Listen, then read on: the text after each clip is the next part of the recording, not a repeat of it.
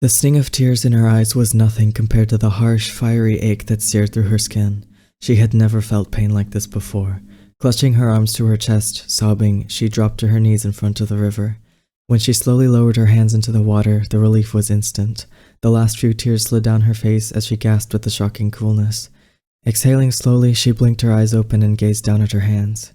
To her surprise, the water around them started to glow, a soft light that would have startled her if it wasn't for the calming sensation she felt. She slowly lifted her hands from the water and the pain dripped away along with the droplets. Burn scars remained, but she barely noticed them, her mind still struggling to comprehend that she had just healed herself. She was still processing how she had gotten injured. Aang. Aang! She stood up. I need to find him and tell him that I'm okay. Katara cared about Aang more than almost anything in the world. And every time she saw the pain in his eyes when he looked at the ugly, striped scars on her hands, her heart ached. She had tried everything in her power to comfort him, telling him she forgave him, that she healed them, they didn't hurt anymore, I forgive you, I forgive you, I forgive you. It never helped. She missed when his smile didn't fade to regret. He was such a sweet boy, he didn't deserve to feel pain every time she held her hands out to show him something, or motion to something, or just exist in front of him. She caught herself holding her hands behind her back, tucked under her crossed arms, her sleeves pulled down as much as possible. As much as she loved him, his pain was starting to affect her own heart. The first time she realized she was ashamed of her own hands, she knew something had to change.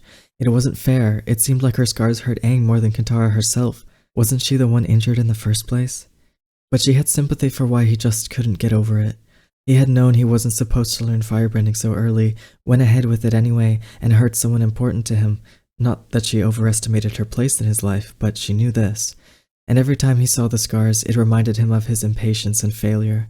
As much as she just wanted them to move past it, seriously, they didn't hurt at all anymore. She was just a bit too late to heal them completely, and in her excuse it was because she didn't even know she could do that before. It was hard for him. She understood that. But they needed to keep practicing waterbending, and it was starting to get a bit annoying that she couldn't even demonstrate a movement without those eyes tearing her up inside. So the next time they were in a town with a market, she took the money pouch and meandered off to a clothing store to try on some gloves. They fit well enough and were a nice shade of brown, so she bought them. They were even kind of pretty, if cheap.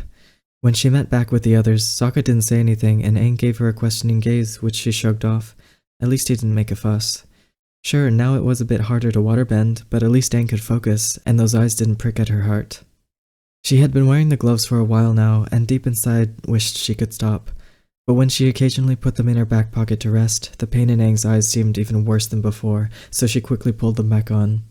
This sucks, she thought to herself, one glove off as she squatted and practiced a small waterbending move, facing away from the others. I just want to waterbend normally. I just want it to be normal again. It's not my fault Aang can't move past it. But when she had tried to talk to him about it once, he looked on the verge of tears just remembering it, so she quickly dropped the topic, sighing internally. It's fine, she told herself. He's young, it's understandable.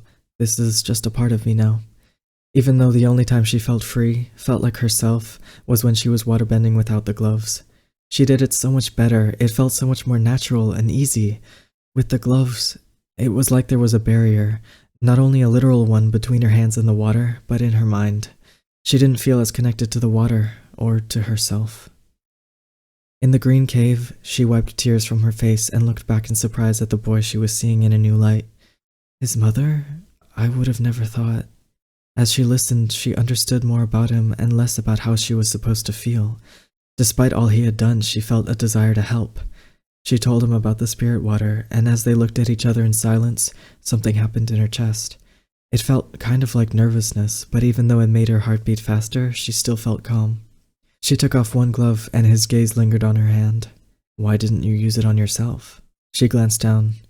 These aren't important. I don't mind them that much. He hesitated for a moment.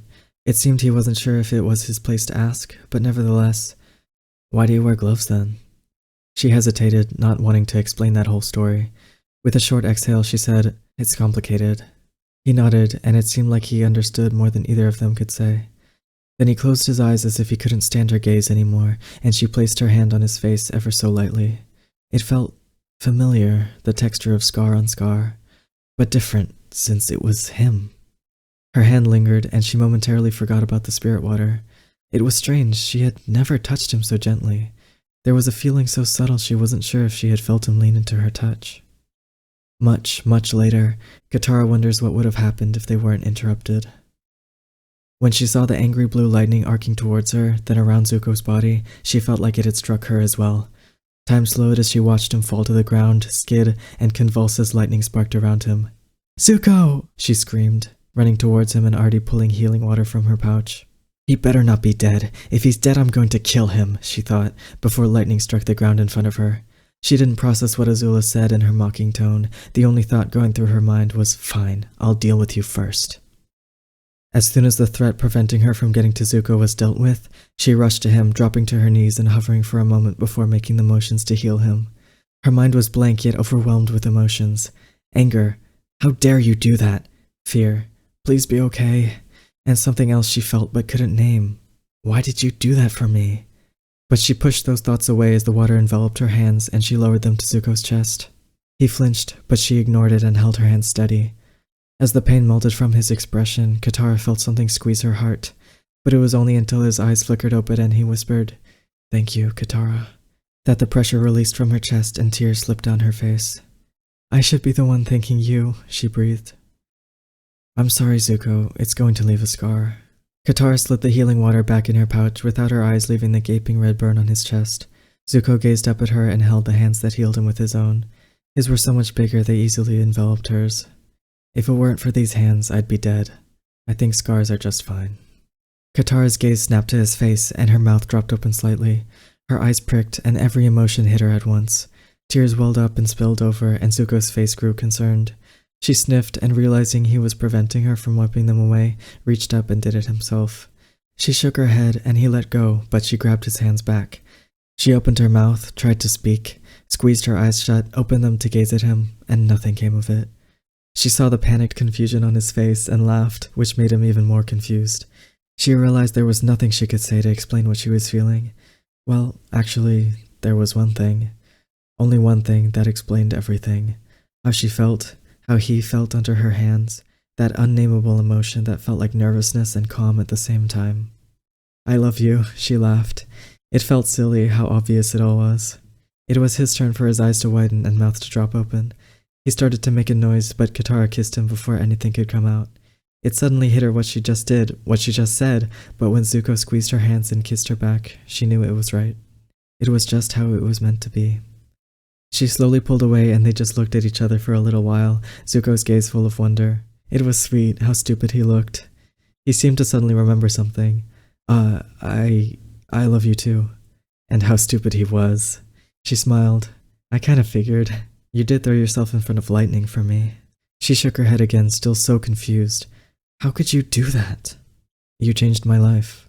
I don't know how I could not." Katara closed her eyes, overwhelmed with this emotion that was called love, that she never knew she could feel towards Zuko. And yet here it was.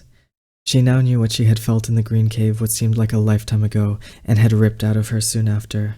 What had slowly crept back in her after breaking through the floodgates when she realized she might never have the chance to feel it. But despite the pain she had felt then, and the pain she felt now, she knew it was all worth it to get here. "What are you thinking about?" Katara paused for a few seconds. "In the catacombs..." She realized she didn't know where she was going with that. "I don't know. I guess it was the first time..." Zuko nodded slightly. "I know." And she didn't need to continue, because he understood. The first time she had looked at him that way, the first time they had shared their mutual pain, in their hearts and in their scars, the first time they had understood each other, in a language that wasn't war. She felt love spread through her chest again, and held onto Zuko's hands like they were the only anchor to this world. She knew then that she would never put on gloves again. It's one night when Zuko is asleep, his face as relaxed and peaceful as it ever is. He's lit only by flickering candlelight, and Katara isn't ready to sleep yet, so her gaze traces over him, lingering on his scars. The one on his face, which he loves to hold, to kiss, to prove to him that every part of him is lovable, no matter his past. The one on his face, which he loves to hold, to kiss, to prove to him that every part of him is lovable, no matter his past. The one on his chest, which he can gladly see since he sleeps without a shirt, to Katara's completely unrelated delight, which is proof of his willingness to sacrifice himself, his stupidity, and his love for her. This one is almost healed, but she soothes the pain every time Zuko asks, which she does with much convincing from Katara, who had to emphasize that she wants to do it and it's not too much trouble. It's literally the reason I'm alive. And every time she does so, afterwards he holds or kisses her hands. So slowly, their scars became reminders of their love for each other, of their identity and strength. And now Katara's gaze lingers on her own scars, and she wonders how she could ever be ashamed of something that was so important.